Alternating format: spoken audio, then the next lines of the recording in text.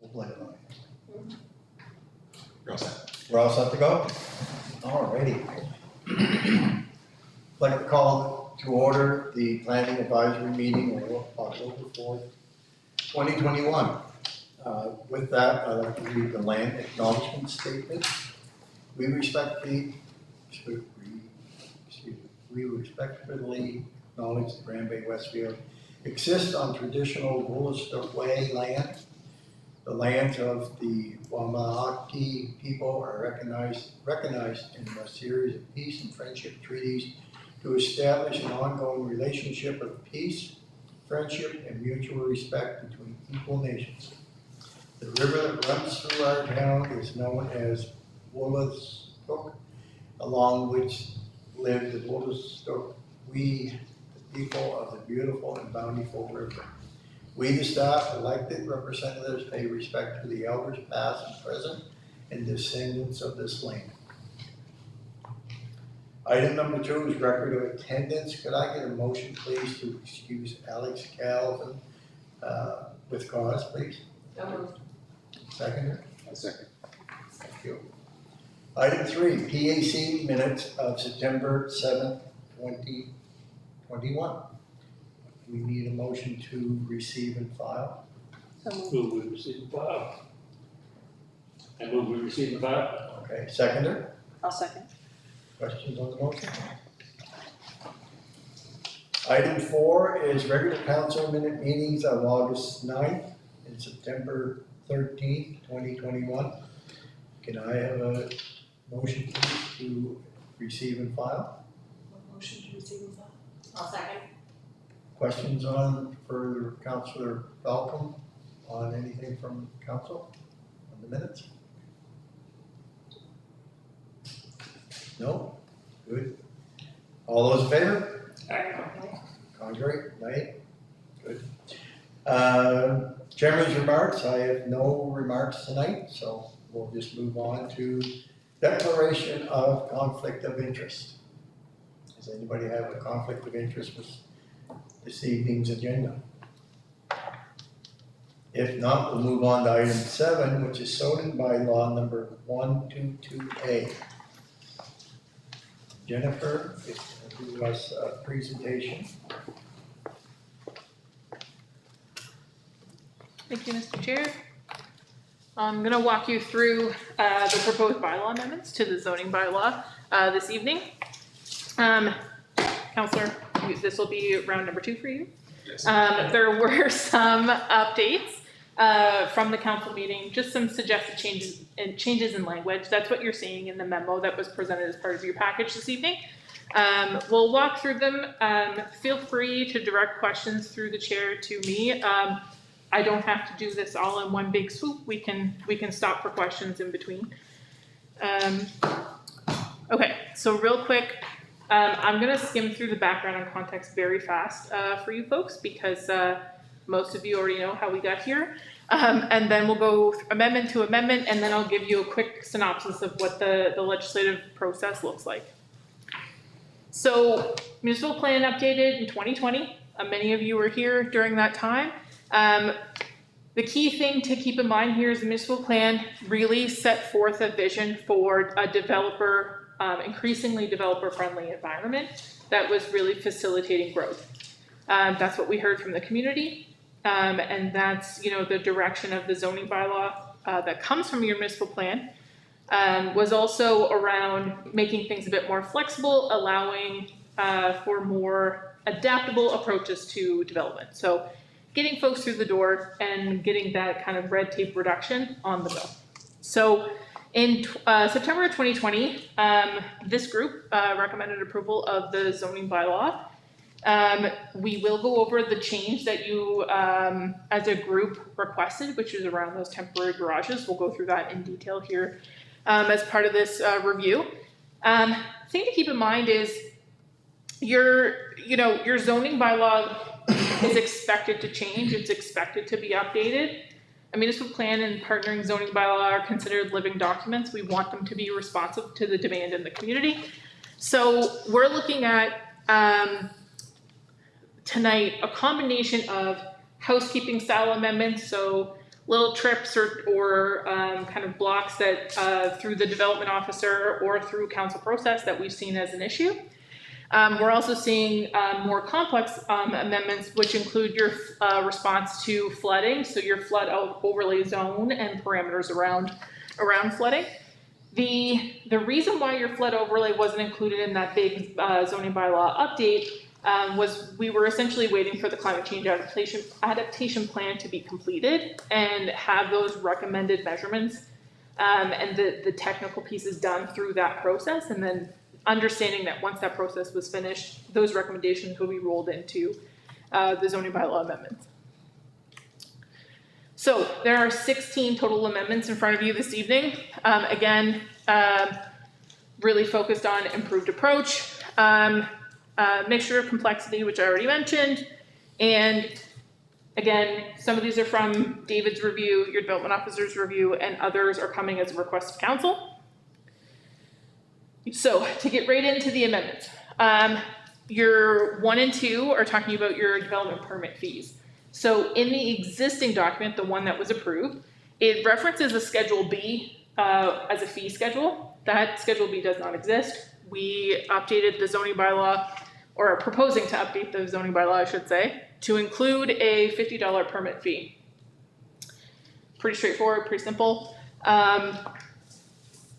Your second section, or amendment number 3, talks about habitable space. This is to facilitate that flood overlay. So we're essentially and we'll get into this, but to give you a quick snapshot, your flood overlay asks that no habitable space be constructed below a certain elevation. We have to define what that actually means. This amendment allows for that. 4 and 5, this is where we get into the portable garages piece. So as part of the process in 2020, PAC requested that the time frame that was the time frame that was in the definition be removed. Council came through later on and said, we actually want it back in because we think it's an enforcement issue. And it is an enforcement issue if you have a time frame in there. You know, that's fact. So what was recommended through the last council was that the time frame that was originally there be put back in. That's what you're seeing this evening. Council has actually requested at the last meeting that the language be updated to not specify a beginning and end month necessarily, but ask that no temporary garage structure be up for more than 6 months. So you come into David, get your development permit, you have 6 contiguous months, then you gotta take it down. You can put it back up, but it has to be down for 6 months. However you wanna work that formula. So if you wanna leave it up for 3, it still has to be taken down for 6 contiguous months. That's what's proposed in the language. And we can work through that. Does anybody have any questions about that? Because I know that it was flagged as an issue. And it's a bit of a ping pong match between council, staff, you folks, the public. So any details you wanted kind of to explore there? Can I ask a question, Mr. Chair, about that? Is there any way for us to, because the minutes don't really tell us what the concern was, you know, I mean, the bylaw was there. This group said, no, we don't think that's a good idea. So we took it out, or proposed to be taken out, and now they want to put it back. It is a ping pong match, and if we're not communicating, if the 2 groups are not communicating about why we have different views on that, we're getting nowhere. Because if we ping it back with a recommendation that doesn't include this, and then may or may not get approved, it doesn't seem to make a lot of sense unless we can actually discuss what the issue is behind this. Through you, Mr. Chair, to the member. So my recollection of what happened in the council meeting, the original council meeting, the one where we requested approval, there was some debate around the time frame. When that debate was occurring, I mentioned that if they were to go against your recommendation, that it was a requirement that now the vote had to be unanimous amongst council to approve the bylaw, or we had to go back to square one. So once that was reflected, there was some nervousness around the table because not everybody agreed that we needed to take that time frame out. And there were folks around the table who wanted it left in, folks that wanted to have it left out. because of the way the Community Planning Act requires unanimous voting if PAC recommendation is changed, there was some nervousness. So they went along with what you had recommended and then immediately requested that the bylaw be updated to go back to what was in the last zoning bylaw. Right. So the request to change, the amendment that's in front of you, was initiated by the former council. Right, but where can we find the rationale for that request for this amendment? There may not be evidence of a rationale. Okay. Now, I say that, and that's not I don't mean to be, or take light of the situation. I think that it was just similar to a discussion that you would have, well, is this an enforcement issue? Does this create more enforcement pressure on David? And do we need now people to be looking at this and driving around? There was conversation to that effect, but because it didn't lead to changing the recommendation, I would hazard an educated guess that the details of that conversation were likely not inserted into the minutes.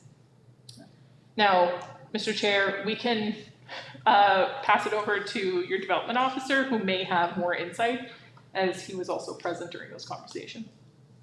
I would just add that the mayor was present with the committee when it was here for the recommendation back to the previous council.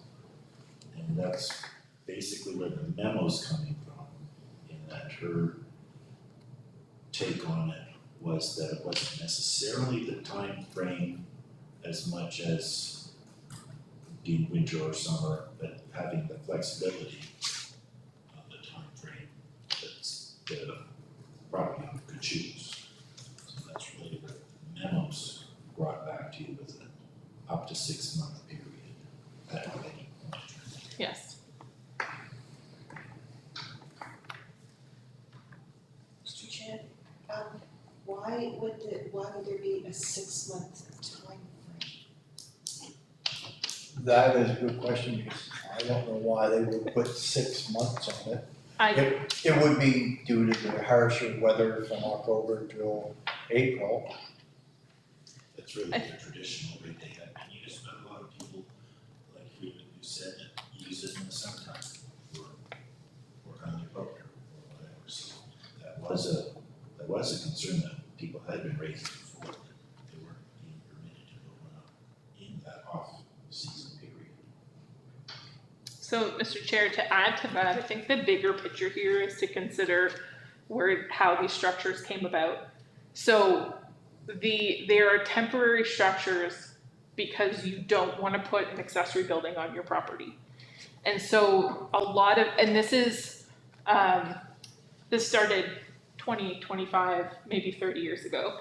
And as I'm kind of researching and looking through other zoning bylaws and other places that deal with this issue, a lot of the original regulation came around because they wanted to push people towards putting in and investing in permanent accessory structures, because the assumption was that they were tidier, neater, but in the same breath, they weren't looking at the same type of temporary structures that are now on the market. So, we can slowly evolve. It's to kind of meet what's available on the market. The other thing to keep in mind, this may not be a very big issue. And this may be, us looking at details that David may never need to really look at, but it's important to have a regulation that'll be something for staff to hang their hat on should push come to shove. So with the minimum standards bylaw, if you want to issue an order, it's very helpful to have something to reference. So if you have an unsightly premises that has to, and you want to put a removal order or a stop work order or something, if you have something that says the zoning bylaw of the town of Bay-Westfield says that these structures can only be up for 6 months. So from this date to this date, you can continue to have this structure, but the expectation is it'll come down on this date, and if it's not down, then you're able, through that minimum standards bylaw, to push the property owner to clean up or be forced to clean up on their own bill. So, it does create pressure for enforcement, but it also, you know, there is a legacy piece here that, you know, we're trying to correct some issues that were really stemming from something that was happening a generation ago. And with that, at that time, you could have a bigger coverall, I call it, than you could have a garage. So some people did store boats, motorhomes, or multiple vehicles in the coveralls because they were a lot larger than what we allowed for a garage at the time.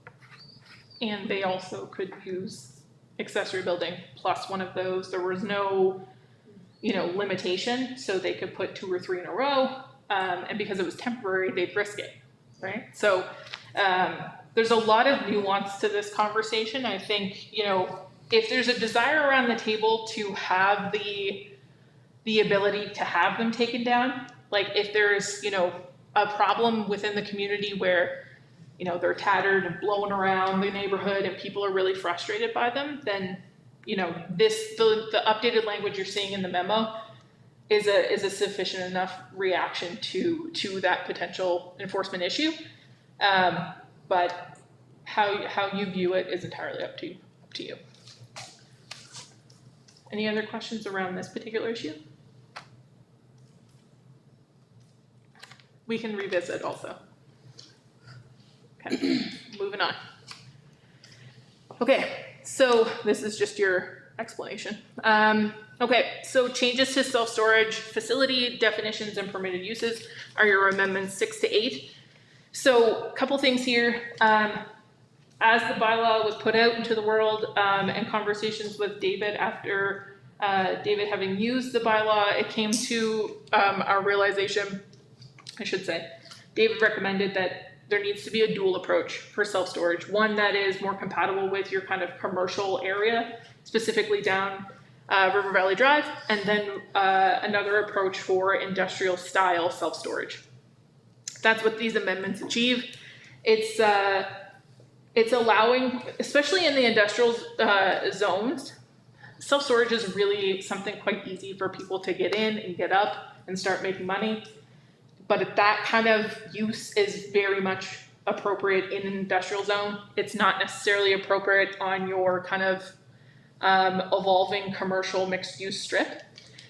In saying that, it's also a really easy use to go in and adapt old commercial buildings or old commercial storefronts for something like self-storage.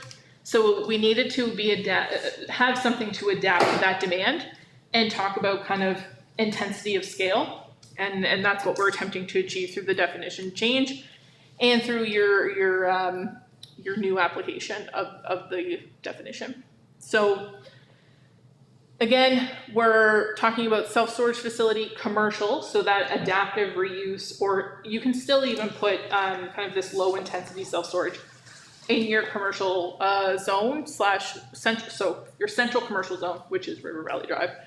And then your more intense goes into your highway commercial zone. Your next set of amendments are the supportive housing definition, and then supportive, so there's some, and Mr. Chair, I'll ask David to pipe in a bit here. So there was some inconsistency between definition and standard, specifically in numbers. And then what's presented originally, through entirely my fault, the language was just incorrect. So we have 2 definitions in the zoning bylaw. One is for supportive facility and one is for supportive housing. So what we're really focused on here is supportive housing. There were 2 different numbers in your bylaw, one in the definition and one in the regulations, like the general provisions. One said 9, one said 15.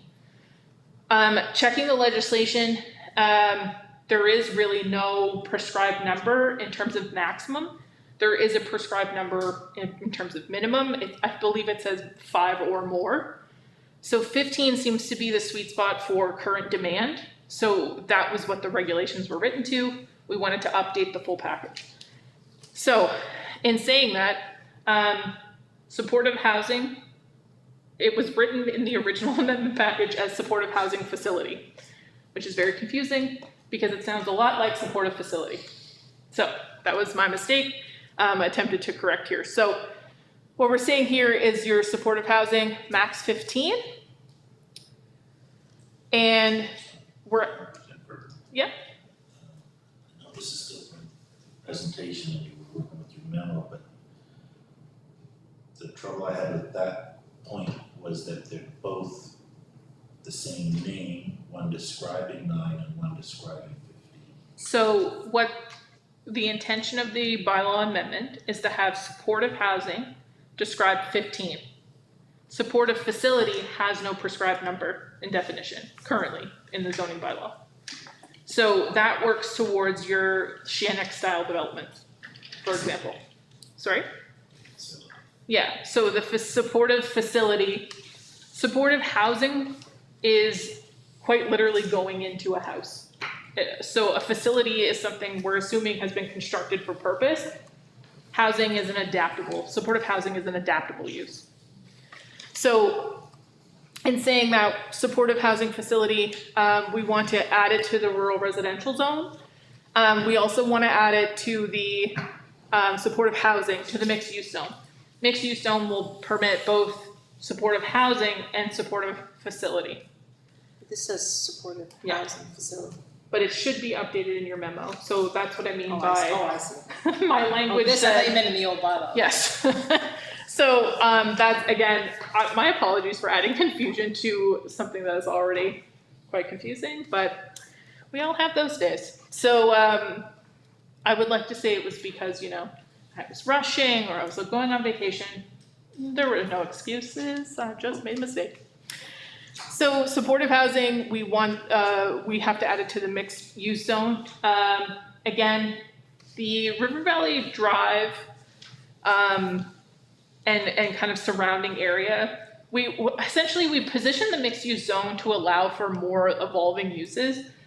You know, folks are coming in and wanting to change these larger single family homes into something more productive for them, meaning, you know, offices, other types of services. Supportive housing is a very realistic adaptation for the larger housing stock.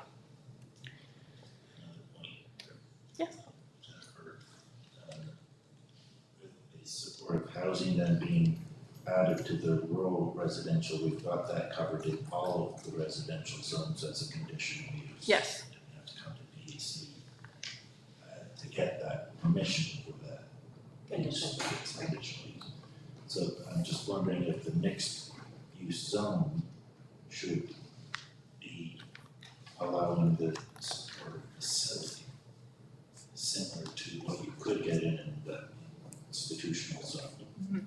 Without a restricted number, so that something like a Shannex could be developed on Colonel East Boulevard. So I think it's Because it's different than all of the residential zones, it's now a mixed zone, you would think that higher density use would be. yeah, I think through you, Chair, to the development officer. So the intention with the mixed use zone is to allow that natural evolution to more intense uses, but not so intense that you're looking at a highway commercial. So with a mixed use zone, you are anticipating more traffic, you're anticipating, you know, more noise. So that's where those mixed use zones are positioned now. They also act as kind of a transition space between more heavy use areas to a residential zone. And that's the intent. The intent is to say, well, these will naturally progress, but we don't want to force them into big box store. We want to make sure that they're scaled down to more local commercial type allowances while also permitting residential. Yeah. But and the other piece being, if someone comes into a mixed use zone and wants to to develop a small, seniors care complex or something like that, we don't want to turn them away.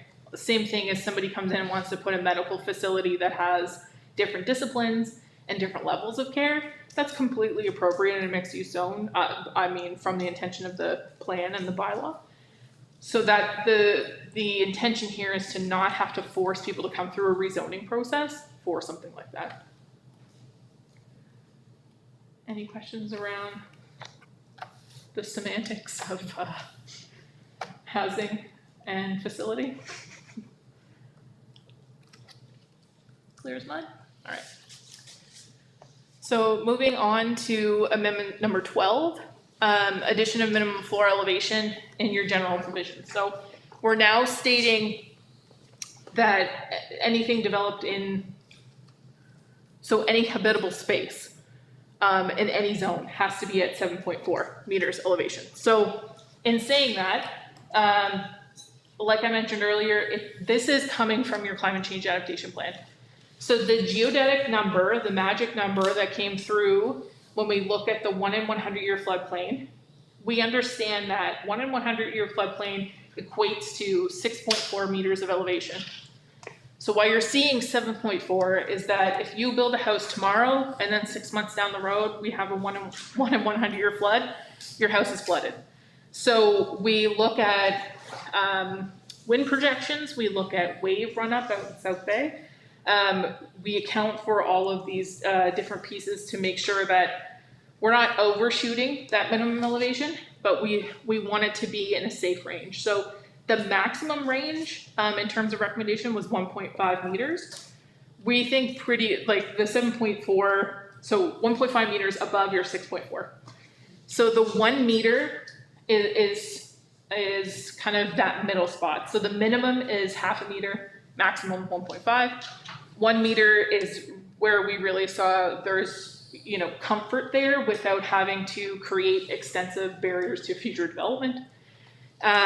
This also comes into play through a flood zone overlay. When you see the overlay, this is where this is the minimum elevation that's being shown there. Questions about this? Perfect. So amendment 13, change to home occupation standard. This is very much a housekeeping amendment that was advised to us by the town's legal counsel to change from home occupation shall be to where permitted by this bylaw, home occupation shall be. Just a clarity of language. Amendment 14 is change to the rural resource zone. So again, this is some clarity that comes from or stem from the engagement process with the original municipal plan and zoning bylaw. So there was desire to have in the rural resource zone more than one main building because of the large lots present there. But the intention is that those main buildings still have, or the lots that we're considering here, still have frontage onto Nerepus Road. So this is very much a site-specific issue. And so that was brought forward as just an amendment to increase clarity around that particular implementation. 15 and 16 is the flood overlay zone. So the intention here with the flood overlay is to really focus down and promote sustainable development. So we know that flooding is an issue in the town. We want to make sure that future development is considering public safety, limits risk to the town, and also limits risk to people's investments, frankly. Your house is generally the biggest investment you'll ever make in your life. We don't want to see it flooding. If there's a way for the town to step in and say, we know that this is what's going to happen, we can put regulations in to increase safety here. So the thing to keep in mind is we're talking about development that shows that there's an opportunity to adapt to flood risk. So that's why we're hitting that 7.4 meters. So how we do this through the application of both a minimum elevation, the habitable space piece in terms of that minimum elevation, and we use it by applying, or implement it, by applying a overlay. So your zoning map sits like this. Your overlay is the frosting on top. Anything that touches frosting is subject to this overlay. What the overlay does is essentially kicks everything into a conditional use type application, so it comes in front of you. So if there's extraneous issues, if there's more constraints to the site than just, hey, you're in the flood zone, if there's access issues, if there's, sloping conditions, things like that, they're presented to you as a group, and then you can make your recommendation, and possibly add conditions to increase the safe and sustainable development of that site. So, again, these are for new construction, expansion, modification.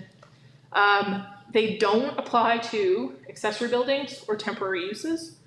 The overlay is, we're really almost exclusively talking here about future residential development, as you'll see when you look at the overlay in terms of the zones. So I just wanted to give you like a quick, these are just quick images of what it'll look like. So none of this is really a surprise. We're all along the river. We know this area floods. We've added, essentially this map shows your 1 in 100 year floodplain. And what we're requesting is that anything that touches that 100-year floodplain, we know that it's got to come through PAC, and we know that the minimum elevation that it needs to be built at is 7.4 meters. Okay, so those are the amendments. Any questions? We're good. I will say, council didn't have any questions, which is the first time ever, and it made me very nervous. And I walked out immediately and texted my colleague and I said, no questions. Should I have been nervous? So I believe in my heart of hearts that no questions at that stage means the public hearing will include a lot of questions. Okay, so just to give you a snapshot of the legislative process, we've been through this before. This is just a quick reminder. So council has seen the set of amendments and set the public hearing date and referred this package to you. They did so with their comments and notes that whatever that they recommended is sitting in a memo for you to consider in your recommendation to council. So we're sitting at PAC. We'll move your recommendation through to the public hearing for council to consider and the public to consider as part of the decision-making process. So next steps are recommendation from you folks, goes to public hearing, first, second reading, usually on the same night, all goes well, then you'll hit third reading and it's easy peasy adoption, no question. I do have a question. Back to the rural resource zone, amendment 14. Yep.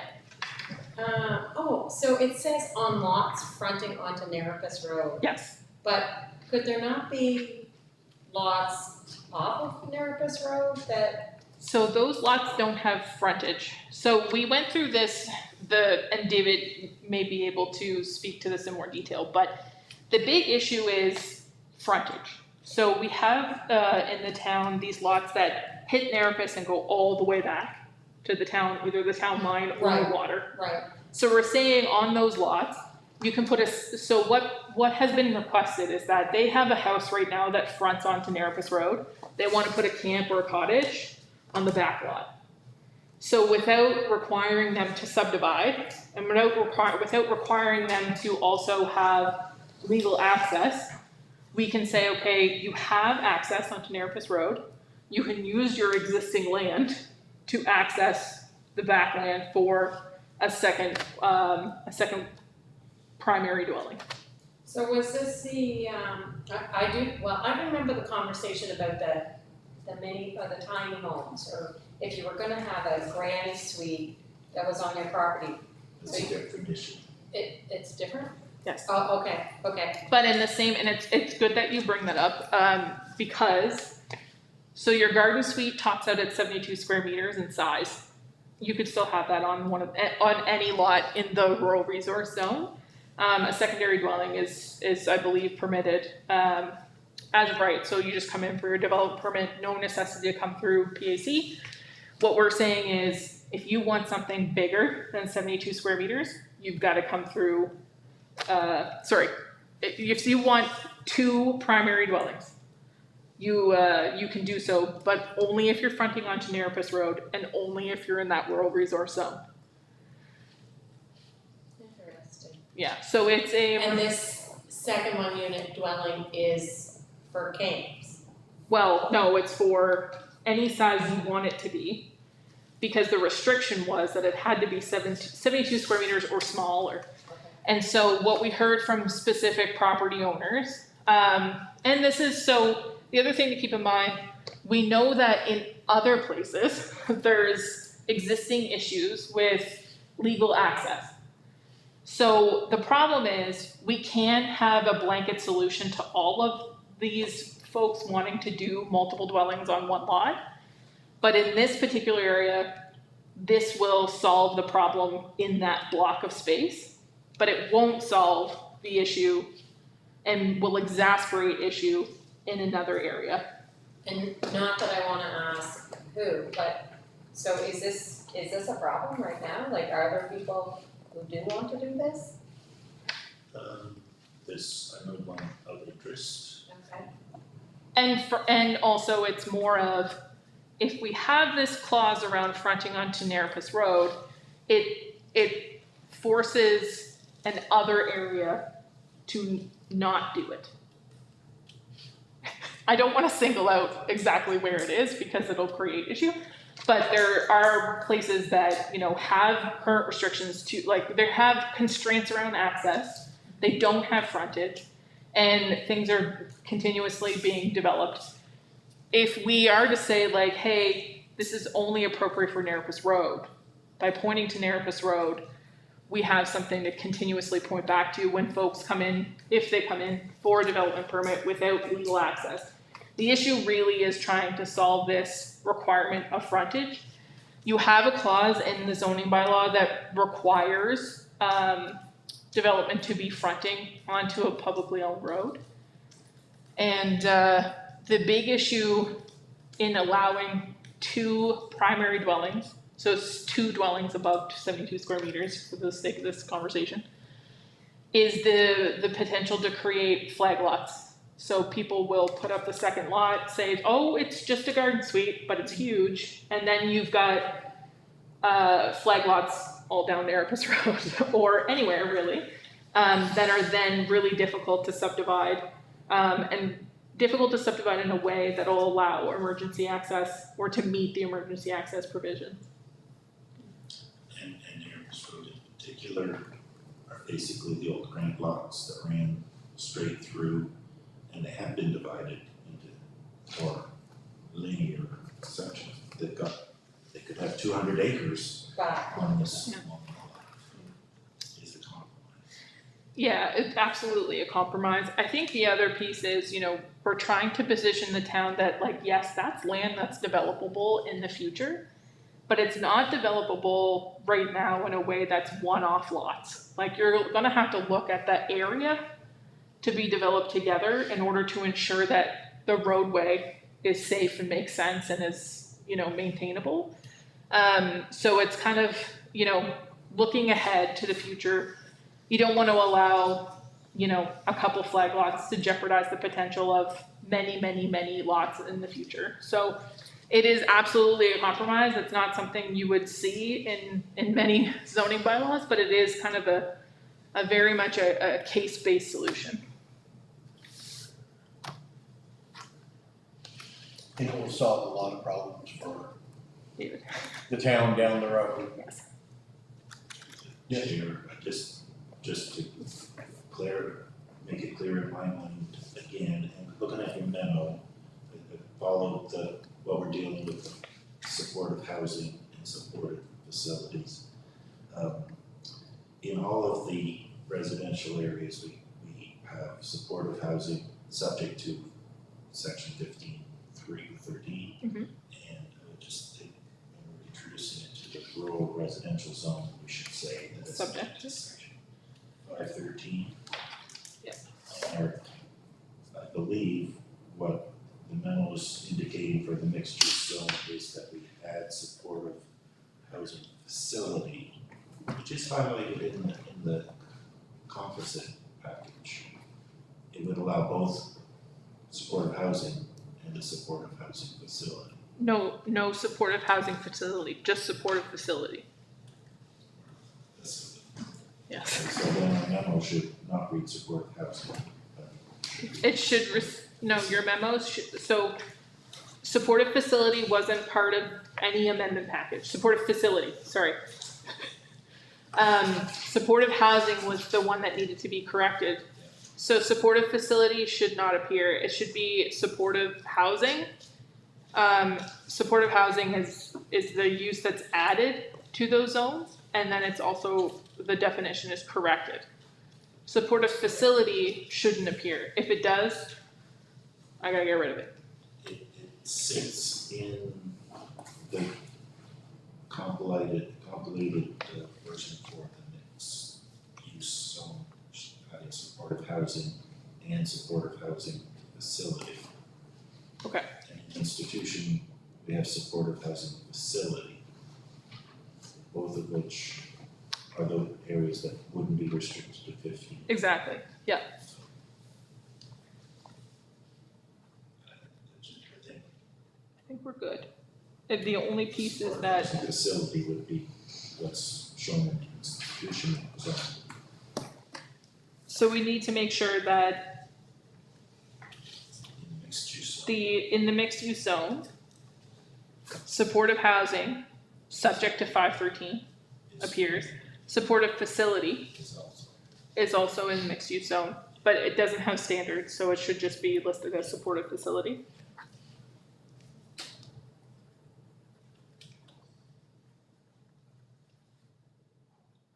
Okay.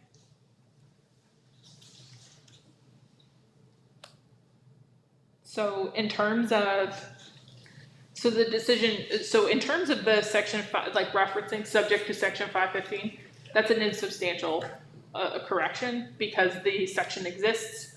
We don't necessarily have to point to it through a motion. If it skips out of the motion, it's still going to be there because it's not considered a substantive update. Just how it reads in the other sections. Yeah, it's just a matter of updating the consolidated package of amendments. Yeah.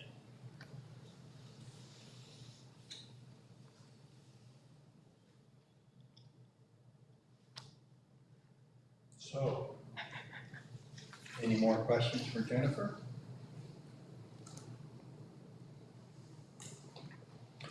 So- I have I guess I have a clarifying, not so much question, well, I guess probably kind of a question.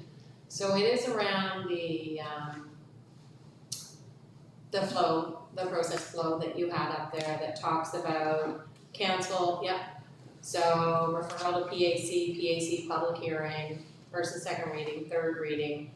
So all of the things that you're asking us to vote on tonight is gonna go to a public hearing. Yes.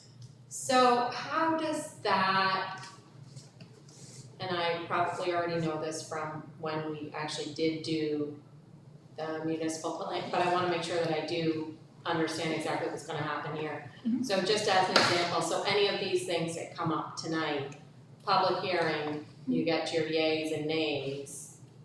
So regardless of what we recommend, or what we recommend is still gonna go to council Yes. with the knowledge of what has gone on through the public hearing. Yes. Right, okay. So the council makes its decision based on, ideally, based on your recommendation, and how that's detailed out, Right, as well as the voices in the room on the night of the public hearing, but also all the written comments received through through the official mechanism of. sure, okay, good. Yeah, I so- just wanted to make sure. Yeah, absolutely. I think it's a good clarification point that this is by no means kind of the last chance. So the public is obviously invited to this meeting and can speak to the package. The package is publicly available. And council also gets the memo that's on top of that consolidated package of amendments. They get that as well as the minutes from this meeting and the details of your motion. So I think for clarity purposes, my recommendation would be to, and I know you're kind of going through how you're going to do your motions and things like that, and the process is evolving. Although lengthy, I do think it would likely be beneficial to go through each amendment. I think we have to. Individually? Yeah. Yeah. Well, we could do that. Yes, well, if it's required, yes. So only because some of them are subject to change, and also I know that, it's important to this group to have any kind of conversation on the motion recorded, so it does make sense for it to go through each amendment. Which is why I parceled them together in this slideshow, so you can talk about them together as they come up. I'm gonna go back to the beginning. So saying that, David, do we have to change what you recommended in the motion this evening? Well, we will have to change it for sure, but Just, there's just those two things on 10 and 11. Reading out of the memo number 4. So if you start with the bylaw 22, So here, user friend. then we'll stop when we get to something that's coming from the memo. It's there. Sorry, Mr. Chair, I have a question. Just want to know the process for certain. We have a number of amendments, and it's being recommended by Jennifer that we address each amendment individually, discuss each, put a motion on the floor such that we can discuss each one for recording, and then vote on each amendment in sequential order. Is that correct? Through you, Mr. Chair. So I'm not recommending that each amendment receive an individual motion, but I do think that you should list go through each amendment. Yes. And essentially develop a consensus before you move on to the next. You can have one motion, but I think it's helpful to record each The amendment. discussion of each individual amendment, Oh, okay, and then one vote. one motion. I mean, again, this is entirely up to the group. If you choose to have a motion for each amendment, each amendment, that's completely fine and absolutely can be recorded regardless of how you want to do it. It's absolutely okay to go amendment gets a motion of its own. That's quite fine. So, Mr. Chair, my suggestion, from my point of view, I think it would be cleaner to have amendment, vote, pass, make the recommendation for each amendment separately. Some are gonna garner a lot of discussion and some I think are not, right? okay.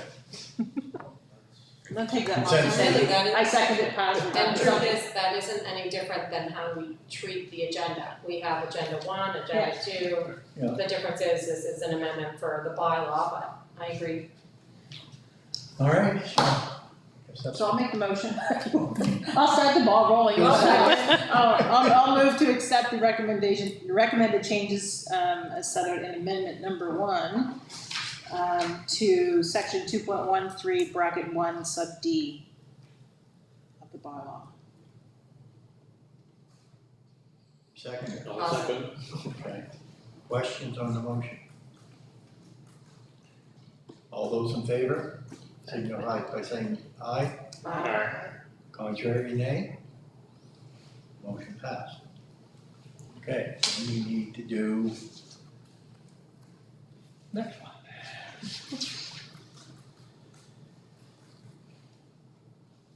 So we need a motion for,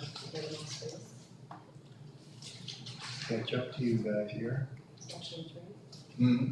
Section 3, definition for habitable space. What about number 2? Number 2. Number 2. Oh, sorry. That one's done. So you said amendment for, motion for amendment 3, No, definition. Number 2. It is number 2. It's number 2. Number 2? I kind of put it together. One.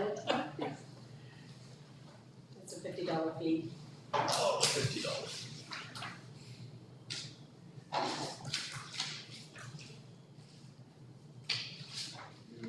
Mr. Chair, do you have because the slideshow's not gonna help you, but do you have the list of consolidated amendments? 7C in the agenda. What is it? This one. Oh, Yeah, it's probably easier for you. all right. So I guess now we need a motion on item 2, amendment to section 2.13 application by development permit approvals 2, and number 2, development permit fees. I'll move, Mr. Chair, that the PAC recommend, the amendment, to section 2.13 as set out in the memo. I'll second. All those in favor? Aye. Contrary? Any questions on the motion? Okay, item 3, section 3, definition of habitable space is inserted as number 80, which reads, 80, habitable space means a space within a dwelling unit in which living functions are carried on and includes living rooms, dining rooms, kitchens, bathrooms, dens, etc. And we need a motion for that, please. I'll make a motion. A second. All those in favor? Aye. Contrary? Any questions on the motion? Item 4, section 3, definition number 112, portable and temporary garage reads. Can I have a motion, please? Mr. Chair, I'd like to move that we not recommend the proposed amendments, and I'd like to speak to the motion. Seconder? I'll second. All those in favor? Could we read the motion that we're under consideration? Because there's different things on the table. So out of the memo, you're Yep, out of the memo, so the proposed amendment to definition 112 in section 3, which to change the definition to include a timeline, I think 6 months contiguous is the amended amendment, right? Yes. So the proposed amendment to add a limitation on the use of portable or temporary garages to 6 contiguous months. Do we have a seconder? I'll second. All those in favor? Should we have some discussion on, can we have some discussion Yeah, on that before before we vote? Yeah. Sure. I just like to speak, I'm making the motion to not recommend it, and I understand a lot goes into it, and I think that there is history to that section. But I think also that if you're gonna have 6 months contiguous, which can start and finish at any time of the year, it sounds like an enforcement nightmare, more so than any unsightly premises could ever be. Because if you wanna use that as enforcement for something that's unsightly on a property, you'll have to go back to your records and find out when that shelter went up, and is it past its 6 months, and I think that is a nightmare. I think that when this restriction was first proposed, as we discussed earlier, the structures of 25 years ago were not the sturdy structures that are being put up today. If there's a minimum standards bylaw, that's fine, but if you're using that to enforce something else, if you don't apply it equally to everyone, if you're just saving that in your back pocket to say, well, if something comes up, we'll be able to use this 6-month guideline, people are gonna know it's not being enforced evenly, and I think that's not transparent, and I don't think that that is an appropriate restriction on use of these temporary structures. And if you're gonna use a timeframe bylaw to fix an unsightly premise issue, I think that's unnecessarily punitive to those who use them properly. And if you've got a tattered and unsightly structure, you have a bylaw to deal with it, and adding this timeframe is not the appropriate way to deal with it. I agree, and I'll just add one thing as well, although yours was fantastic. It is still temporary, even if it is past that 6-month timeline. It's not a permanent structure. So, through you, Mr. Chair, to the member, that's not by kind of common definition, yes. By bylaw language definition, no. So a temporary use is entirely something different. So if there is no time frame, it removes the temporariness of the structure. So they can be used then in a similar capacity as an accessory building. And I guess for me, the way I see it is, when I think temporary, the opposite would be permanent, and it's not a permanent structure. But because it is. under the bylaw, it would be. So under the zoning bylaw, if you were to remove you remove the timeline, the assumption is then, in terms of it being in place, it would be in place in perpetuity. So there is kind of this argument then, it might be a portable structure, but it's not necessarily a temporary structure. yes, it can be moved around, but so can your Costco sheds that you can, build a shed. It's the same, it becomes the same sort of idea. So it is still, yes, temporary because it is movable. But in terms of the language of, we just have to be, I guess my sticking point is we can't call it a temporary use because under the zoning bylaw, a temporary use means something entirely different. So we can consider it a temporary structure, but it can't be a temporary use. And I do hear what you're saying, but this doesn't say use, it just says temporary, portable or temporary garage, it doesn't. So it's garage equals structure. So under the Community Planning Act, they define what development is, and they talk about development equating to land, building, or structure that is changed in some way. And so use is because the only reason I'm sticking on this temporary use piece is because temporary use, it gives them a end date. So your max temporary is a year with opportunity to renew for an additional year if you meet certain criteria. So we don't want to say temporary use. We can talk about it as a temporary structure. The only reason I'm saying it is because I don't want it to be reflected in the minutes that you're looking at this as a temporary use in case somebody else reviews the minutes and sees temporary use and then equates it with a 1 or 2 year time frame.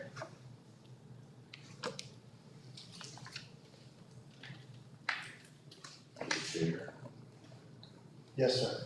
just make a point that the original iteration of this condition in the bylaw would have been 3 bylaws ago, dealt with the portable nature, and it didn't have any restricted time frame.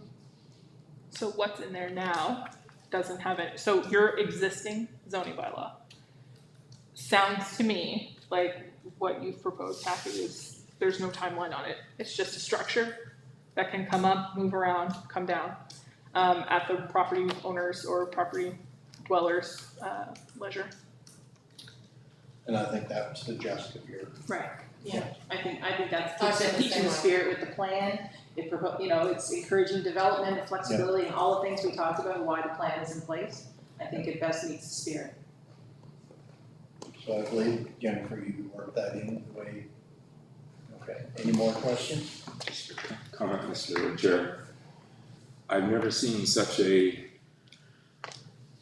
proposed change go back and forth like a ping pong ball from one council to another and then the PAC. This must be extremely confusing for our residents and our landowner.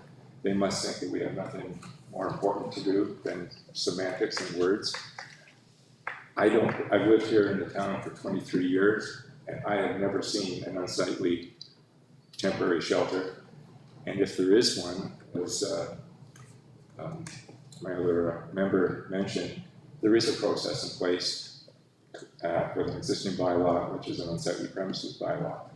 We're trying to grow this town, and what we're doing, if we were to accept this, is putting up just one more barrier for the person who has a skidoo or who wants to move to this town and has a skidoo or a kayak or whatever, but can't afford a $20,000 garage, but wants to live in this town.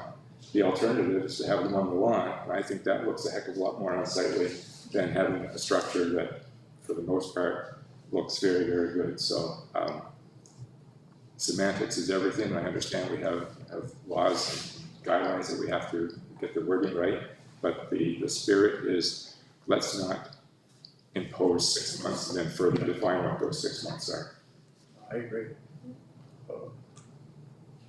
Any other questions? Any more discussion? All those in favor? What's on the table is the motion, so you're. No, but my motion was to not recommend this proposed change. To take the dates out. Right, to just leave it as it is, right? We're not, my motion is to not accept any amendments and leave it Yeah. just as temporary garage can happen. That's it. Right. So with the motion, all those in favor? Contrary? And we'll move on. Now, with item 4 and 5 are the same, Jennifer? So 5, Mr. Chair, refers to the standards and the general provisions for accessory buildings. The timing appears there as well. So you'll see in section 4.8.6, to add between October 30th and April 30th.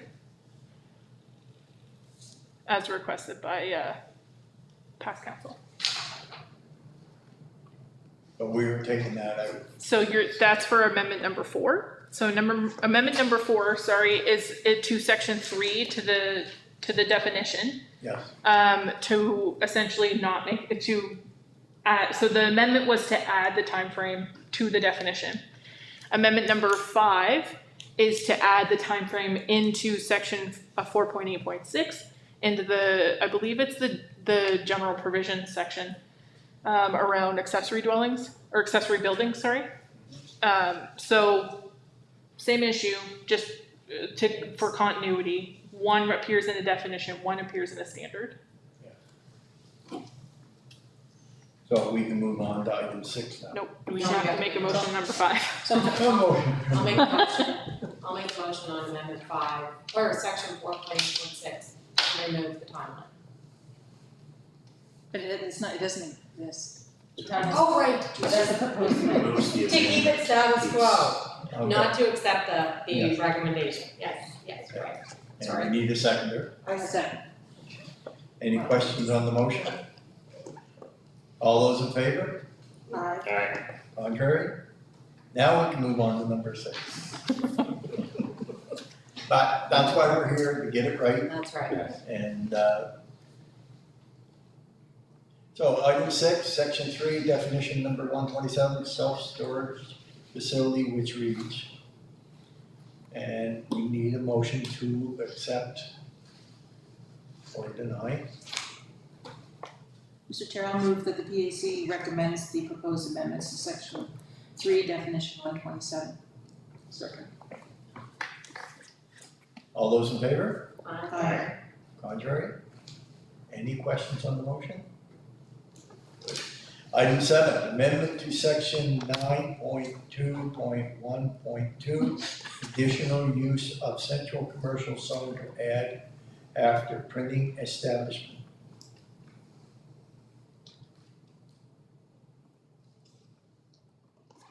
Need a motion, please? I'll make a motion.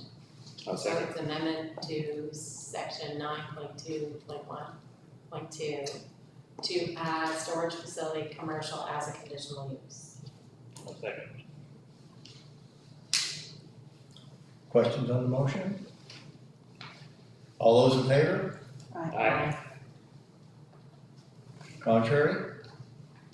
Okay, we'll move on to item 8, which is amendment to section 9.2.3.2, conditional uses of the highway commercial zone to add conditional use after restaurant. Can I have a motion, please? I move we approve the proposed amendment to add 9 and 10 to the definitions after restaurant in section 9.2.3.2. I'll second. Questions on the motion? All those in favor? Aye. Contrary? Okay, we'll move on to number 9, which is section 3, definition number 137, supportive housing, which reads, supportive housing means an establishment licensed or approved by a government agency that provides care and or supervision on a 24-hour basis by a professional staff to a maximum of 9 residents under the age of 19, or to the maximum of 9 residents of any age pursuant of the Family Services Act, but not both. Could I have a motion, please? That's the old one, right? Yeah. So I would propose that the PAC recommend amendments to this definition to change the number of residents from 9 to 15. I'll second. All those in favor? Aye. Contrary? Any questions on the motion? Okay, item 10, which is An amendment to section 8.2.5.2 conditional uses of the rural residential zone to add as a conditional use as secondary suite. Do I have a motion, please? That's, Mr. Chair, I think that's the one we have to, it's just a supportive facility, not a supportive housing facility. Is that correct? Or housing facility? Isn't that the one that removes facility, if it's supportive housing? And the fun begins. So I think the intention is, if we look at the board, it's supportive housing as a conditional use in the rural residential zone. So removing the word facility. Yeah, which should be reflected in the memo. Well, the memo says supportive No. housing For facility. 10. Supportive, Okay. the memo still says It facility? says facility, yeah. Great. So the intention here is to read that amendment to 8.2.5.2 of the rural residential zone to add supportive housing as a conditional use. I'll make that motion. What she said. You know, I'll second it. Just a quick question though, so this memo says after secondary suite. Oh, that's Just the a word. notice. Oh, okay, Yes. okay. Okay. Yep. Okay, we have a motion and a seconder, and all those in favor? Aye. Contrary? Any questions on the motion? All right, item 11, amendment to section 9.2.4.1. Permitted uses of the mixed-use zone to add and renumber a permanent use after 26, school.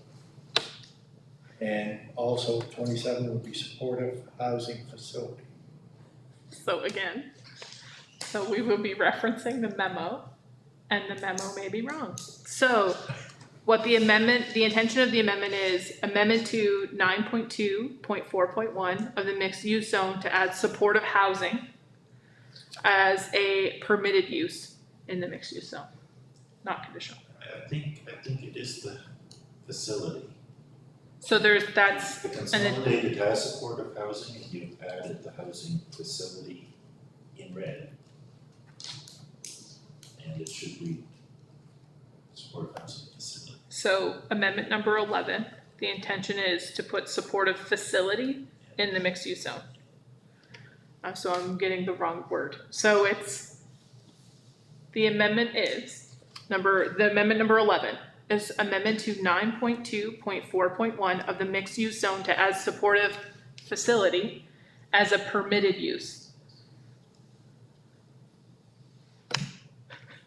And the definition that we have in the presentation is on supportive housing. Can you just explain supportive facility again?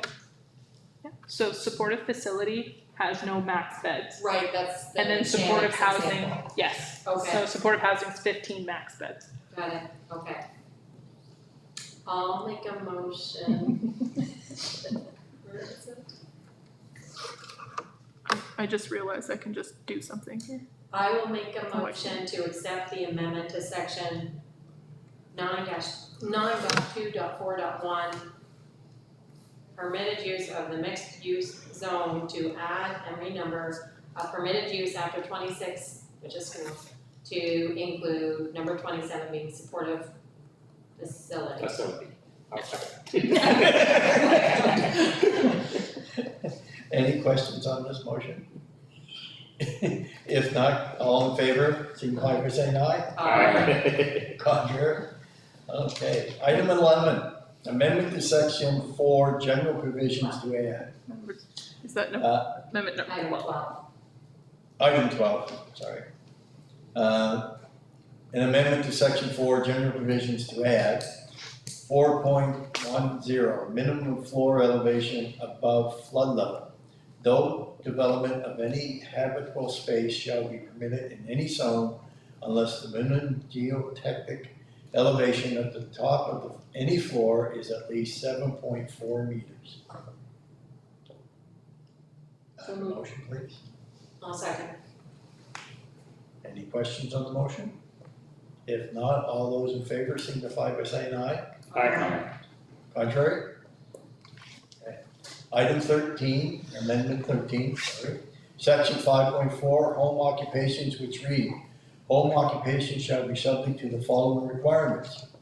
Is hereby replaced by the following. Where permitted by law, home occupation shall be subject to the following requirements. I'll make a motion. I'll just correct too, you said where permitted by law, but it's where permitted by this bylaw. Home occupation shall be subject to the following requirements. Second. Second. Questions on the motion? All those in favor? Aye. Contrary? Motion passed. Amendment 14, amendment to sections 14.1.2, bracket A3, conditional uses of rural resource zone, which reads, a second one-unit dwelling is hereby replaced by the following. A second one-unit dwelling on lots fronting on the Narrows Road. Have a motion, please. Also move. Seconder, Second. questions on the motion? All those in favor, signify by saying aye. Aye. Contrary? Thank you. Amendment 15, amendment to add flood overlay zone as section 16 of the bylaw as follows. And I am not going to read all of all of that for the flood zone, but anyway, we have a motion on this, please. I'll make a motion. Second. Questions on the motion? All those in favor signify by saying aye. Aye. Contrary? Thank you. Motion passed. One more. And one more. I'm looking for it. Number 16. Number 16. Well, that's the one we were on, 16. No, it's right at the very bottom of that. It's Very the bottom. very bottom of the page. Page 6 of 7. Oh, an amendment to Schedule B, No. Oh, yeah, add. flood overlay zone map as an appendix to the bylaw. So move. Second. Questions on the motion? All those in favor signify by saying aye. Aye. Contrary? Now, before we move on any further, before we go to adjournment, does anybody have any questions for Jennifer, or do you have any questions for us? No, I think, after the session, this is your first PAC after the session, so I thought it went really well. We worked through those amendments, clear as day. Who knew that adding a word would cause so much chaos? The only one that we didn't go for though was the two around the portable garages. Yeah. It's like a Does it fir- still go to public hearing? Yeah. Oh, yeah, okay, Yeah. is it? Yes, so at the public hearing, they'll essentially do a very similar process as was undertaken here. And if folks want to speak to that particular section of amendments, they can. Also, council has the ability to Override us. override. They can also, but if they override, they have to vote unanimously over. So the recommendation that David will likely make is that each amendment, just like we did tonight, is carried in its own motion so that that full package of amendments doesn't go back to square one. So if it's something in particular, like the portable or temporary garages, that it can be dealt with on its own.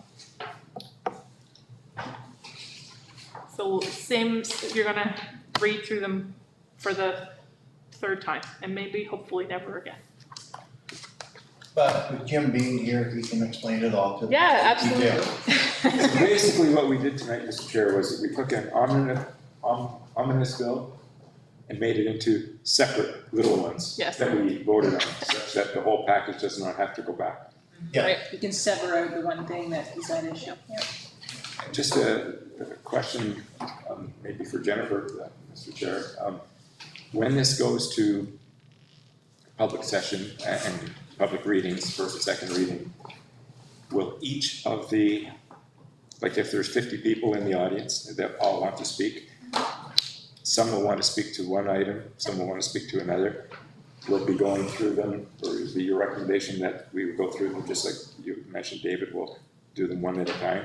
So I think through you, Mr. Chair, to the councillor, I think the process for public amendment would be much more efficient if it was considered as the package of amendments. So if folks wanted to speak to a specific package, because it'll go through as, from a kind of technical standpoint, it's going to be listed as bylaw amendment 122A, but there's nothing negating you or stopping you, I should say, from going through each amendment to say yes or no.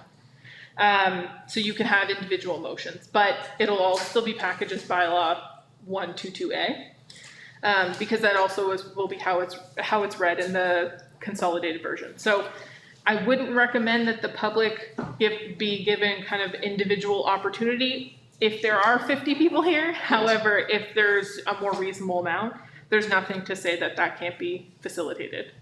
If there are a lot of folks coming in about one particular issue, it's very likely that David will be able to know ahead of time what the controversial issues will be. And you know, that's up to the CAO to kind of determine with staff and council how they want to move through that process. But I would suggest that public hearing for the full bylaw, because my assumption is they'll want to speak to maybe one or two items. Right. And then you can go through it just like you did this evening to make sure that there's no extraneous issues. But if there are a whole bunch of people coming to speak on the flood overlay, which there very well could be, Yes. and then a whole bunch of people who want to speak to the portable garages, I think, you know, I would leave it to the CAO, who's got great judgment on these things, to kind of essentially work on the fly a little bit, because I think it's very much about adapting to the room in the evening that it occurs.